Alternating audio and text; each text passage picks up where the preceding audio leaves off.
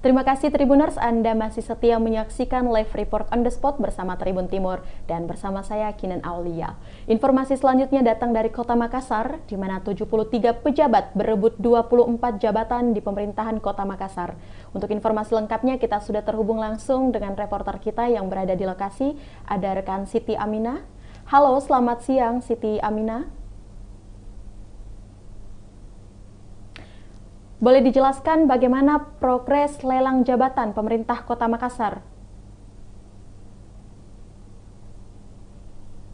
Telah membuka lelang jabatan pimpinan tinggi Pratama pada tanggal 16 November 2021 lalu, di mana hingga saat ini atau hingga ditutupnya pendaftaran ada 76 total pelamar yang berhasil memasukkan berkasnya di panitia seleksi lelang jabatan tinggi Pratama lingkup pemerintah Kota Makassar. Nah, ada 24 jabatan yang akan menjadi rebutan oleh pejabat-pejabat atau pelamar yang mendaftar di lelang jabatan Pemkot Makassar ini.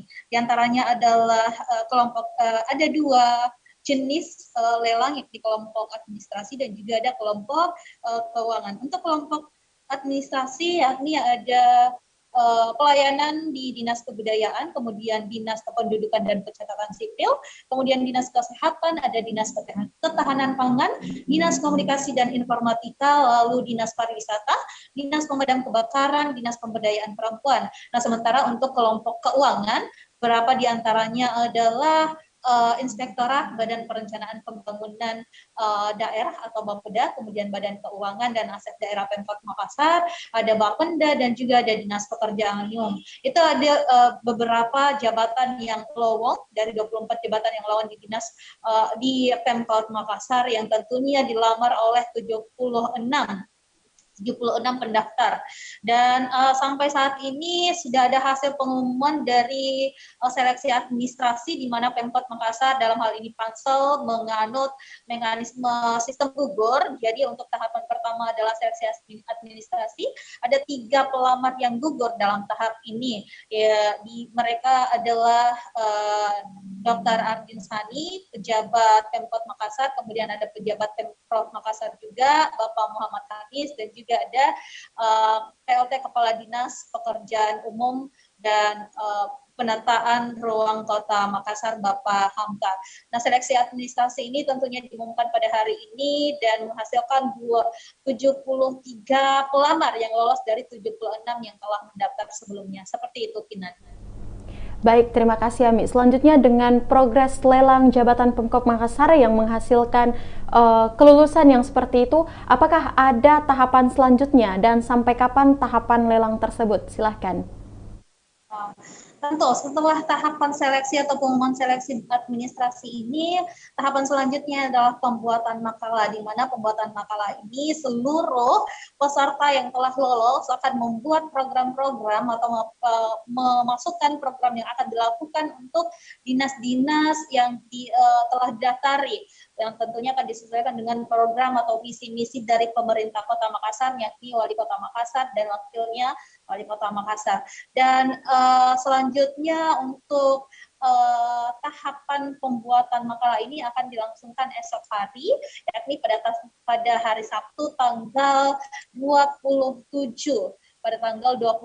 November 2021, dan seleksi ini akan terus berjalan sampai akhirnya menemukan 3 pendaftar, maksud saya 3 besar yang lolos dan akan diajukan nama-nama tersebut kepada pejabat kepegawaian, pejabat pembina kepegawaian, dalam hal ini Bapak Wali Kota Makassar Muhammad Ramdan Pomanto. Seperti itu, Kinan.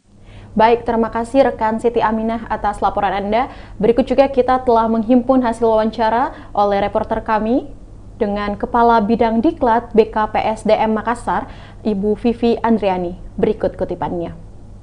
Oh ya, terima kasih. Alhamdulillah pada hari ini kita sudah sampai tahap pengumuman untuk seleksi administrasi, yang mana tadi telah diumumkan melalui website BKPSDMD Kota Makassar. Jumlah pendaftar itu sebanyak 76 orang, dan yang berhasil memenuhi persyaratan seleksi administrasi itu sebanyak 33 73 orang. Jadi 3 orang yang tidak berhasil itu dikarenakan karena batas usia yang telah ditetapkan. Adapun 3 nama yang tidak memenuhi persyaratan dalam seleksi administrasi, yaitu Dr. Arlin Sani, Bapak Insinyur Muhammad Hamka, dan Pak Muhammad Anis dari Provinsi Sulawesi Selatan. Selanjutnya kita besok direncanakan sesuai dengan jadwal untuk jadwal penulisan makalah yang akan diikuti oleh 73 peserta bertempat di Ruang Sipakatau, Kantor Wali Kota Makassar. Agendanya insya Allah akan dilaksanakan mulai jam 9.00 dan akan dibuka oleh Bapak Sekda Makassar. Bu, untuk 3 yang tidak lulus tadi, Bu, mereka daftar di posisi mana? Jabatan. 3 pelamar yang tidak memenuhi persyaratan seleksi administrasi itu, yang pertama Bapak Muhammad Anis dari pemerintah Provinsi Sulawesi Selatan yang melamar pada jabatan Dinas Penataan Ruang. Selanjutnya yang kedua adalah Dr. Arlin Sani melamar pada jabatan Dinas Kesehatan, dan yang ketiga Insinyur Muhammad Hamka melamar pada jabatan Dinas Pekerjaan Umum atau Dinas PU. Ibu, rata-rata pelamar ini, Bu, dari mana saja instansinya? Yang jelas untuk pelamar ini didominasi oleh ASN pemerintah Kota Makassar. Adapun yang dari luar itu ada dari pemerintah Kabupaten Wajo, ada dari pemerintah Kabupaten Pindrang, ada dari Kementerian PUPR Pusat, ada dari akademisi dari UNEM, itu saja. Dan ya, provinsi tadi sudah kan. Jabatan yang paling banyak banyak pendaftarnya itu apa saja? Untuk jabatan yang banyak pendaftarnya ada pada jabatan Dinas Kependudukan dan Catatan Sipil sebanyak 13 orang, dan untuk jabatan yang paling sedikit adalah pada jabatan Dinas Pertanahan sebanyak 3 orang. Untuk proses lelang ini, Bu, nanti sampai kapan tahapannya, Ibu? Yang jelas tahapannya besok adalah kita mulai tahapan pertama untuk tesnya, yaitu penulisan dengan jadwal. Hari Senin itu sudah mulai presentasi dan wawancara. Setelah presentasi dan wawancara itu diagendakan sampai tanggal 3 Desember. Selanjutnya seleksi uji kompetensi Assessment Center itu mulai dijadwalkan tanggal 6 sampai dengan 9 Desember. Berarti jelang akhir Desember semua sudah rampung, Bu, ya, tahapannya? Iya, betul. Kalau sesuai jadwal di pengumuman awal itu, penyampaian hasil penilaian ini kita sampaikan kepada PPK, Pejabat Pembina Kepegawaian, itu di tanggal 14 Desember. Semoga ini bisa berjalan lancar sesuai dengan schedule yang telah ditetapkan oleh Pansel. Yang diusulkan berapa, Bu, ke PPK? Yang diusulkan itu adalah yang masuk dalam daftar 3 besar setiap jabatan. Itulah tadi hasil wawancara dengan Kepala Bidang Diklat BKPSDM Makassar, Ibu Vivi Andriani, dan terima kasih untuk laporannya Siti Aminah, dan selamat bertugas kembali.